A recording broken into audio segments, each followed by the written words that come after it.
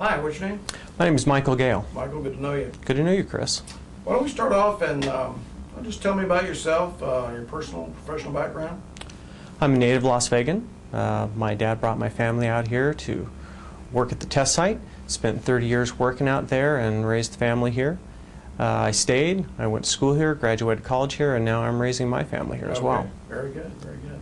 So you must like it. I do. Las Vegas is a great place. I've seen it come from a very small town into what it is today, and it's a vibrant, interesting place to be, and it's a lot more than people think it is. What about professionally? Professionally, I've spent the last 20 years in a business-to-business environment, working with teams to mentor them on how to focus on their objectives and achieve their goals. And how do you do that? Well, it's all about focus. In today's world, you see a lot of teams out there that are working really hard. They got great people, they got great products, but they're not focusing on their objectives. They're not taking the time to figure out if they're working with the right people in the right situations to maximize their productivity. Well, give me an example of how someone would do that. A few years back, I was a top salesperson in my division, and I was promoted into the newly created national sales manager position. I came up into this position. We're now leading my peers and finding that I had no reporting structure because we'd grown so fast, and no way to really dictate and manage to what my people were doing to make them successful. So what I needed was a plan. I needed a plan on how to manage this great team of professionals in a way that I could support them but still hold them accountable for what they were doing. What we came up with was a sales playbook. I had my team take a look at what they did and define what the best practices were that they all agreed on were the things that made them successful.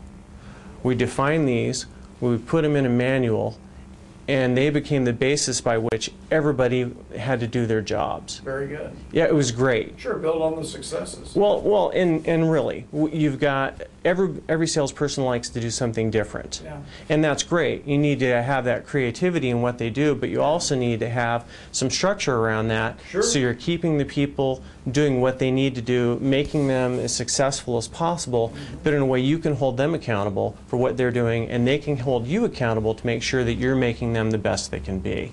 And what were the results of this approach? The results of this were fantastic. We took a division that was doing around $350 million annually with 6 salespeople to a nationwide team of 10 with 70% year-over-year growth for 3 years straight, over $750 million in business. All right, very good. But what the most important thing is I had a team that was vested in the process. They had created this process. They had told me what worked for them and gave me the tools by which to work with them to make sure they were the best they could be. So they were vested in the process, and I didn't have to deal with the discussions on why we did what we did, because they'd already told me this was the best way to do business, and I worked with them to do that.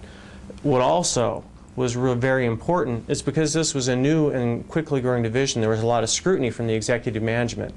This reporting tool gave me the ability to have transparency up and down through executive management down to my salespeople. They knew exactly what we were doing, how we were doing it, and we were running this very busy division properly. Well, just to wrap up, what would you say are the key qualities that you look for in a manager? I believe a manager needs to be open and collaborative. You've got a highly trained group of professionals that you're dealing with in a team.